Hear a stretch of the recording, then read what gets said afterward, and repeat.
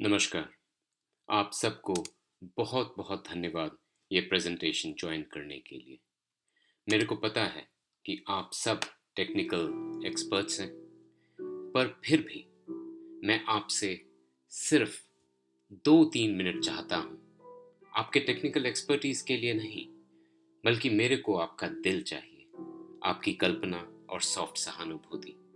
सिर्फ 2-3 मिनट के लिए प्लीज कल्पना कीजिए कि आपके घर के बाहर बर्फ गिर रही है, अंधेरा अंधेरा सा छाया है, टेम्परेचर लगभग -25 से -30 डिग्री है, और आप सुबह उठ के रसोई में आए हैं, बुखारी के पास बैठकर परिवार के साथ चाय पी रहे हैं।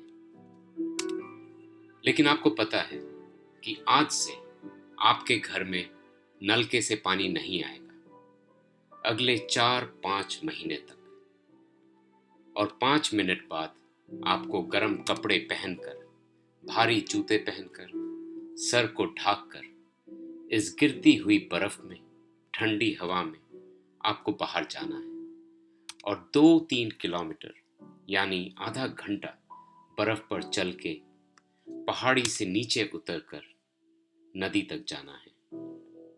वहां पर 2 भारी भारी जेरिकैंस आप भरते हैं और फिर उनको पीठ पे लाद के आपको वापस आना है।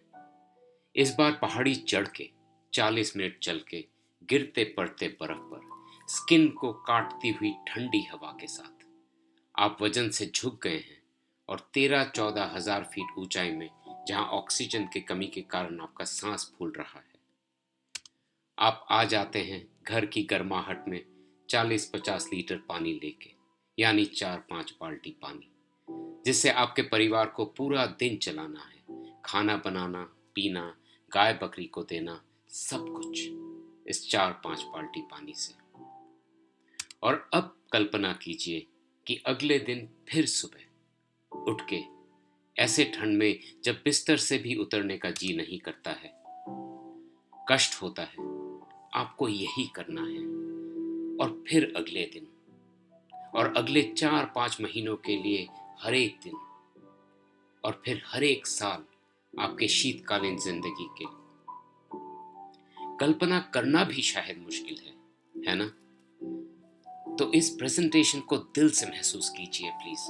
टेक्निकल सॉल्यूशन तो हम सब मिलकर निकाल ही लेंगे, लेकिन दिल से महसूस करने पर ही ये हम जल्दी से जल्दी इंप्लीमेंट कर सकेंगे और इस अकल्पनीय कष्ट से, इस असंभव सी कष्ट से हमारे गांव के बच्चे, बुजुर्ग, महिलाओं को मुक्त कर सकेंगे। हमारे देश के पर्वतीय भाग में, हिमालय के गोद में बसे इन सैकड़ों गांवों में तकरीबन दिसंबर से मार्च तक घरों में पानी नहीं आता है। इसकी वजह यह नहीं है कि पानी नहीं है, पानी के सोर्सेस तो हैं, लेकिन इंसुलेटेड स्टोरेज टैंक्स नहीं हैं, पाइप्स जमीन से 5 से 6 फीट नीचे लेट नहीं हैं, एक्सपोज्ड वाल्व्स हैं, और इसकी वजह से पाइप्स में पानी फ्रीज कर जाता है, पाइप्स बर्स्ट कर जाते हैं और घरों तक पानी नहीं पहुंच पाता है। घरों तक, हॉस्पिटल और अदर इंस्टीट्यूशंस में डायरेक्ट पानी ना आने से sanitation, hospital operations, businesses, schools, महिषों को पानी देना, लाइफ स्टॉक मेंटेनेंस एट्सेट्रा की बहुत भारी समस्या है इन सब गांव में। इनकम जनरेशन नहीं हो पाता है और भारी भारी health problems like low back problems हो जाते हैं इन गांव में। आइए देखते हैं कि विंटर में इन गांव में वाटर का सिचुएशन कैसा है। सबसे बड़ी बात है कि पानी है, और 3 ऐसे सोर्सेस हैं विंटर में जिनको पानी के लिए यूटिलाइज किया जा सकता है। पहला है मेल्टिंग स्नो। तकरीबन 2 से 10 किलोमीटर की दूरी पर पहाड़ियों पर यह सोर्सेस से थ्रू आउट विंटर पानी आता है, और यही पानी यूज किया जाता है फॉर कंटिन्यूस फ्लो से कलेक्शन करने के लिए। जेरी कैन भर के गांव वाले लेके जाते हैं कुछ कुछ पॉइंट्स से। ऐसे कुछ सोर्सेस फ्रीज भी कर जाते हैं क्योंकि पाइप्स पर लीकेजेस, ब्रेकेजेस हैं, वाटर ट्रैप हो जाता है, तब ये सोर्सेस को विंटर में यूज नहीं किया जा सकता है। दूसरा है नदियाँ। हमारे हिमालय की नदियाँ विंटर में फ्रीज नहीं करती हैं, और ये एक सोर्स यूटिलाइज किया जा सकता है विंटर में भी, टू पंप वाटर या कंटिन्यूस फ्लो से वाटर कलेक्शन करने के लिए। और अच्छी बात यह है कि रिवर्स का पानी विंटर में काफ़ी साफ सुथरा रहता है। अंडरग्राउंड वाटर रिजर्व्स, ये सोर्सेज यूज करके जल शक्ति विभाग ने काफ़ी हैंडपंप्स बनाए हैं। कुछ मोटराइज भी हैं। और अभी ये यूज़ किया जाता है विलेजर्स को अपने जेरी कैंस भरने के लिए। और विलेजर्स इनको मेंटेन भी करते हैं, ब्लैंकेट रैप करके, टायर जला के, आग से उनको हीट करके। और ये हैंडपम्प्स विलेजर्स के 2-3 पॉइंट्स में रहते हैं, जहाँ से विलेजर्स पानी को कलेक्ट करते हैं और फिर जेरी कैन भर के पीठ पे लाद के लाते हैं।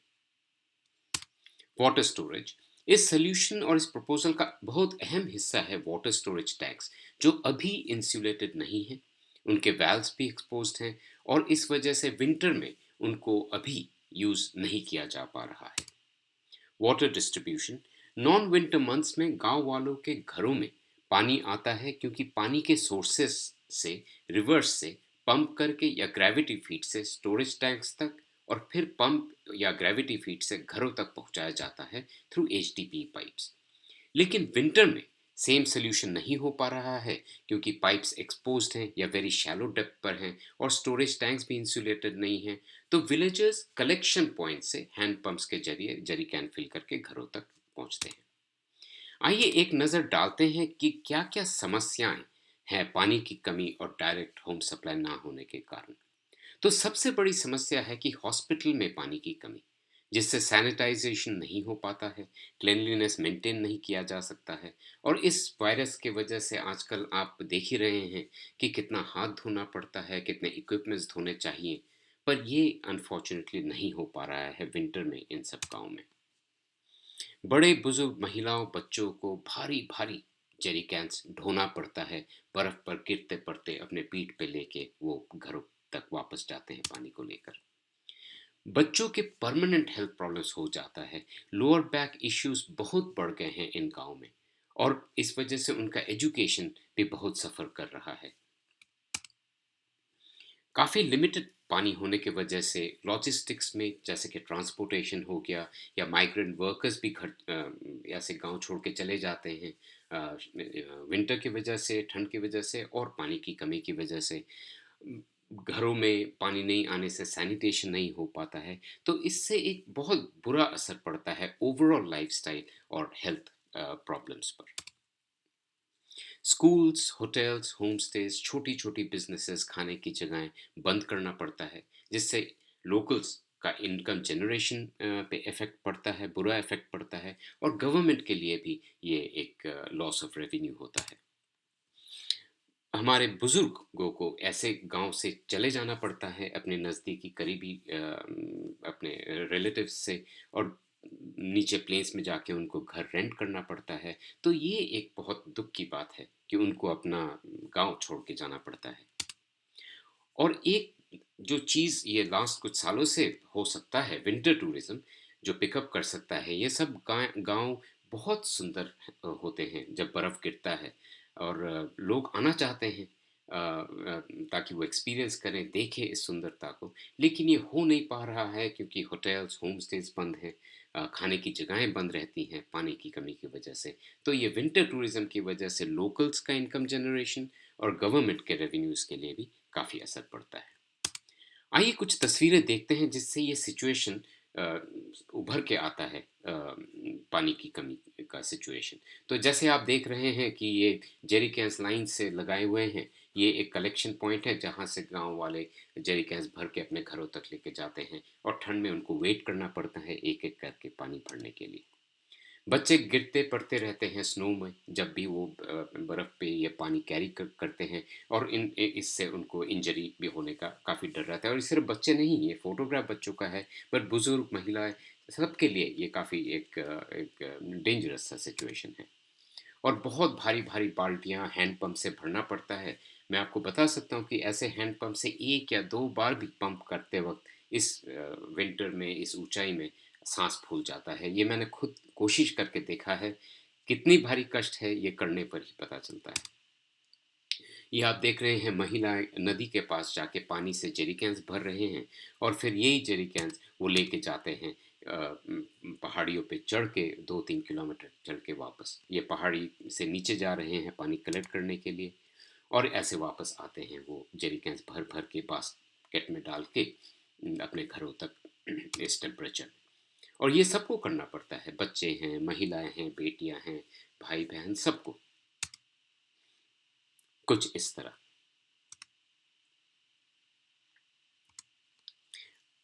कुछ प्रमुख निवासियों से सुनते हैं इस समस्या के बारे में उनकी क्या राय है। It's very important that we ensure that the cleanliness of the hospital is maintained. Each and every section of the hospital, be it the lab, be it pharmacy, the doctor's duty room, sister's duty room, the wards, OPD section, each and every section should be clean. As we mop our hospital every day, so it's very important that what we have water in hospitals, even in the winters like in summers. Also, I've seen a big, there's a big concern. In OPDs, we have patients who come to the hospital with complaint of low backache.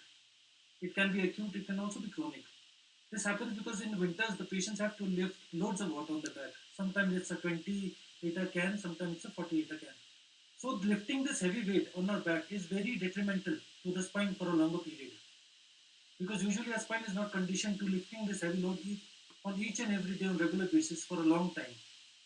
And yes, in winters we have concerns that even of the sanitation, because the water is not readily available to us in winters like in some. पानी हमेशा ही स्थिति में winter में एक challenge रहा है। जब से मैंने और संभाला है, यहाँ पे लोग पानी पीठ में उठा के लाते थे, और आज के युग में 21वीं सदी में लोग अभी भी पीठ में पानी उठा के लाते हैं। जैसा कि स्पोर्ट्स में जुड़े होने की वजह से मुझे देश और विदेश में कई जगह घूमने का मौका मिला है, तो मैंने स्पीति से भी ज़्यादा ठंडे देश देखे हैं। वहाँ तो पानी का कोई समस्या नहीं है। तो मुझे लगता है कि आज के डेट में स्पीति में भी समस्या नहीं होनी चाहिए पानी की। विंटर में यहाँ पे घरों में पानी आ जाए तो यहाँ के स्पीति वालों की लाइफ काफ़ी आसान हो सकती है, क्योंकि यहाँ पे बहुत ही बर्फ़ काट के और बहुत दूर से पानी ढो के लाना पड़ता है। वहाँ पानी भरने के लिए हमें कैन उठा के पीठ पर लाना पड़ता है, और कई बार इसमें बड़े बुजुर्ग और बच्चों को फिसलने के कारण चोट भी लग जाती है, क्योंकि हर कहीं बर्फ जमा होने के कारण रास्ता तंग है और बर्फ जमी रहती है, जिस कारण लोग फिसल कर गिर जाते हैं। और सर्दियों में हम अपने मवेशियों को भी पानी उसी रास्ते से होकर पीठ पे ला के ही पिलाते हैं, जिस कारण बच्चों का ग्रोथ भी नहीं बढ़ पाता है। और हमें पूरी तरह से जो है हर दिन जोखिम लगा रहता है कि कहीं गिर ना जाए और फिसल ना जाए बच्चे, और इस कारण बच्चों की पढ़ाई भी काफ़ी असर पड़। तो क्या गोल्स हैं एंड ऑब्जेक्टिव्स हैं इस प्रपोजल का, आइए देखते हैं। तो पहला गोल है कि हम 200 लीटर पानी प्रतिदिन एक एक फैमिली को पहुंचाएं डायरेक्टली उनके घरों तक, ताकि उनको बाहर जाके इस ठंड में ये कलेक्ट करके अपने पीठ पे लाना ना पड़े। तो 200 लीटर प्रतिदिन पर एक एक फैमिली के लिए घरों पे डायरेक्टली इंश्योर करें कि एनफ और डायरेक्ट सप्लाई ऑफ वाटर हम पहुंचा सके टू द हॉस्पिटल्स, और पहुंचा सके एडिक्वेट और direct supply of water schools को, बिजनेसेस को, अदर एस्टेब्लिशमेंट्स और इंस्टीट्यूशंस को, ताकि उनको विंटर सीजन में अपने इंस्टीट्यूशंस वगैरह बंद ना करना पड़े पानी की कमी की वजह से। इंश्योर करें कि हम हमारे रेसिडेंट्स बुजुर्ग, ताकि किसी को भी घर छोड़ के जाना ना पड़े, अपना गांव छोड़ के जाना ना पड़े नज़दीकी लोगों से वाटर शॉर्टेज की वजह से। और सबसे बड़ी बात कि हम सब गांव के विलेजर्स का हेल्थ बरकरार रखें, बच्चों को बैक प्रॉब्लम्स ना हो, बच्चों की पढ़ाई सफ़र ना करे, और ये हेवी हेवी लोड्स कैरी करने से और लैक ऑफ सैनिटेशन की वजह से जो सब हेल्थ प्रॉब्लम्स हैं इन गांव में, ताकि वो ना हो। तो ये है goals and objectives of this proposal. तो प्रपोज सोल्यूशन क्या है? ये सोल्यूशन को हम चाहें तो दो पार्ट में सोच सकते हैं। तो पहला है replicating the non winter month में जैसा डिस्ट्रीब्यूशन होता है उसको ही रेप्लिकेट करें, लेकिन विंटर मंथ्स में। और उसको करने के लिए हम कुछ एडिशंस और चेंजेस करना पड़ेगा हमको, जैसे कि स्प्रिंग कैचमेंट बॉक्स या header tank at the source बनाना है, और वाटर स्टोरेज का जो फैसिलिटी है उसको इंसुलेटेड करना है। ऑर्डिनरी पाइप्स 5 से 6 फीट अंडरग्राउंड या प्री इंसुलेटेड पाइप्स ज़मीन से 3 फीट अंडरग्राउंड ले करना है। एक प्रोसेस बनाना है of manual draining of the pipelines lowest points में ड्रेन वैल्व्स यूज करके आफ्टर द डेली सप्लाई, ताकि हर एक दिन डेली सप्लाई के बाद डिस्ट्रीब्यूशन पाइपिंग नेटवर्क फ्री रहेगा पानी से, तो पानी फ्रीज नहीं करेगा पाइप्स में और पाइप्स फिर बर्स्ट नहीं करेंगे या लीक नहीं करेंगे। और अगर ज़रूरत पड़े तो पाइपलाइन को डीकपल करें फ्रॉम द सोर्स, जो पाइपलाइन सोर्स से वाटर स्टोरेज तक टैंक तक आता है उसको डीकपल करें सोर्स से, ताकि वो पाइप भी फ्री ऑफ वाटर रहे। एक दूसरा सोल्यूशन है जिसको बोला जाता है single pipe continuous circulation system. तो इसका मेन जो उपाय है जिस वजह से ये काम करता है वो है कि पानी को कंटिन्यूअसली हम लोग सर्कुलेट करें एक लूप में, फ्रॉम एक पंपिंग स्टेशन से, या आप दो तीन पंपिंग स्टेशन हैं तो उस पानी को लूप करके आप पानी को पंप करते रहें, तो पानी कंटिन्यूअसली फ्लो करता रहेगा और इस वजह से पानी फ्रीज नहीं करता है। उसमें ज़रूरत पड़े तो एक हीटिंग सिस्टम से आप थोड़ा हीट भी डाल सकते हैं पानी में जब ज़रूरत पड़े, बट इसके लिए एक पंपिंग सिस्टम और हीटिंग सिस्टम का ज़रूरत है, इंस्टॉल करने की ज़रूरत है, और वो इलेक्ट्रिसिटी पे रिलाई करता है। सोल्यूशन वन काफ़ी कम बजट में किया जा सकता है, जल्दी उसको इम्प्लीमेंट किया जा सकता है और वो डिपेंड नहीं करता है इलेक्ट्रिसिटी पर। जबकि सोल्यूशन टू जो है जो हमने बताया वो रिलायबल इलेक्ट्रिक सप्लाई के ऊपर डिपेंड करता है और इसका कॉस्ट काफ़ी ज़्यादा है क्योंकि पंपिंग स्टेशंस और हीटिंग सिस्टम रखना पड़ता है। तो रेकमेंडेड प्रपोजल यही है जिस पे हम कंसंट्रेट करेंगे आज, वो है कि हम सोल्यूशन वन जो कि pump based gravity fed system है घरों तक पानी पहुंचाने का, उसके ऊपर हम कंसंट्रेट करेंगे, वो हम इम्प्लीमेंट करें, ये रेकमेंडेड है। और जब एक स्टडी और इलेक्ट्रिक सप्लाई हो जाएगा तब एक ऑन साइट स्टडी करके हम सोल्यूशन टू को भी इम्प्लीमेंट कर सकते हैं। अच्छी बात यह है कि solution two can be built, वो इंफ्रास्ट्रक्चर जो सोल्यूशन वन का होगा उसी के ऊपर हम सोल्यूशन टू को बिल्ड कर सकते हैं with additional pipelines, pumping houses, heating arrangement के साथ। तो इम्प्लीमेंट करने का है सोल्यूशन वन, उसमें क्या क्या हमको करना है, वाटर सप्लाई कैसे करेंगे फ्रॉम द सोर्सेज। तो जो सब सोर्सेज का आपने डिटेल देखा है पहले, उससे हम पंप से या ग्रेविटी फीड से वाटर कलेक्ट करेंगे उन्हीं सब सोर्सेज से इनटू द स्टोरेज टैंक्स। अगर नदी से पानी उठाना है तो बोरवेल के थ्रू से हम पंप करके भी उठा सकते हैं या कंटिन्यूस फ्लो से भी कर सकते हैं टू द स्टोरेज टैंक्स। तो पहला वो है कि हम सोर्सेज से, चाहे वो नदियाँ हों या कंटिन्यूस फ्लो सोर्सेज हों, वहाँ से हम स्टोरेज टैंक्स तक पानी को लेके आएंगे। इसके लिए pre insulated pipelines from the sources storage tanks तक उनको ले करना होगा और प्रोटेक्ट करना होगा फ्रॉम फ्रीजिंग, उनको 5 से 6 फीट अंडरग्राउंड ले करके। एक स्प्रिंग कैचमेंट बॉक्स और हेडर टैंक सोर्स के पास बनाया जाएगा ताकि वाटर फिल्ट्रेशन भी हो, और हेडर टैंक से आपका जो कभी कभार प्रेशर इंक्रीज कर जाता है काफ़ी स्टीप स्लोप की वजह से, उसको स्टेबलाइज करने के लिए हम हेडर टैंक भी बनाएंगे। दिन में एक बार डीकपल कर दिया जाएगा पाइपलाइन को सोर्स से, ताकि पाइप के अंदर पानी स्टैग्नेंट ना हो और पाइप्स फ्रीज ना करें। वाटर स्टोरेज, जैसे मैंने पहले भी बताया है कि वाटर स्टोरेज एक बहुत ही अहम हिस्सा है इसमें, और ये इसको हमको बहुत अच्छे से केयरफुली बनाना है विद द नेसेसरी वाल्व्स जो कि इंसुलेटेड वाल्व बॉक्स में रहे। हम इंश्योर करेंगे कि स्टोरेज टैंक्स बिल्डिंग के अंदर हो और माउंटेड हो इंसुलेटिंग कंक्रीट या वुडन बेस के ऊपर, उस पर अर्थ पाइल करके भी इंसुलेट किया जा सकता है। और अगर हम थोड़ा सा हीटिंग कर सके पानी के अंदर और टैंक के अंदर पानी का या टैंक के हाउसिंग को, तो बहुत अच्छी बात है। वर्टिकल एयर इनलेट पाइप्स रहेंगे ताकि डिस्ट्रीब्यूशन नेटवर्क को हम ड्रेन कर सके जबकि स्टोरेज टैंक्स में पानी रहे। और वाटर डिस्ट्रीब्यूशन होगा कुछ इस तरह, pre insulated pipelines from the storage tank घरों तक लेट किया जाएगा, जो फ्रीज करने से प्रोटेक्ट किया जाएगा 5 से 6 feet underground. Air vent valves लगाए जाएंगे ताकि वाटर पॉकेट्स और एयर पॉकेट्स रिमूव करें और वाटर ट्रैप ना हो। लो लेवल पॉइंट्स आइडेंटिफाई करना होगा डिस्ट्रीब्यूशन नेटवर्क में और वहाँ पर ड्रेन वाल्व्स और ड्रेनेज फैसिलिटीज़ बनाने होंगे। एक particular time of the day या ज़रूरत पड़े तो दिन में 2 बार पानी डिस्ट्रीब्यूट करने के लिए फिक्स टाइम वो किया जाएगा ताकि स्टोरेज टैंक्स तक घरों तक पानी पहुंचाया जाए। हर एक घरों में टैंक होना पड़ेगा ये वाटर कलेक्शन करने के लिए, और जब ये कलेक्शन हो जाएगा सारे दिन का, तब मैन्युअली पाइप्स को ड्रेन कर देना होगा। ये कम्युनिटी बेस्ड भी हो सकता है ताकि ये पाइपलाइंस में पानी ना रहे और पाइप्स फ्रीज ना करें। तो ये है सोल्यूशन। इम्प्लीमेंटेशन स्टेप्स, ये रेकमेंड किया जाता है बेस्ड ऑन एक्सपीरियंस कि एक कोर टीम फॉर्म किया जाए जिसमें resident and business community leaders हो, जल शक्ति ऑफिशियल्स हो, सब्जेक्ट मैटर एक्सपर्ट्स हो और गवर्नमेंट ऑफिशियल्स हो। और ये कोर टीम का रिस्पॉन्सिबिलिटी होगा along with other people to make a local proposal.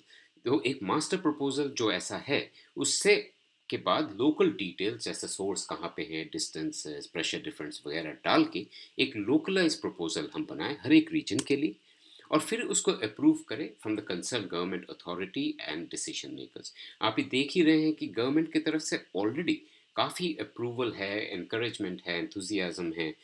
जैसे जल जीवन मिशन का एक मिशन ही है घरों तक पानी पहुंचाना। फिर हिमाचल प्रदेश गवर्नमेंट ऑलरेडी कितना काम कर रही है। तो गवर्नमेंट अथॉरिटी से अप्रूवल मिलना शायद उतनी मुश्किल बात नहीं है। हमको सिर्फ ये अप्रूव कराना है कि बिल्कुल ठीक proposal, correct proposal, proper estimates हम उसमें डाल के उसको अप्रूव कराएं।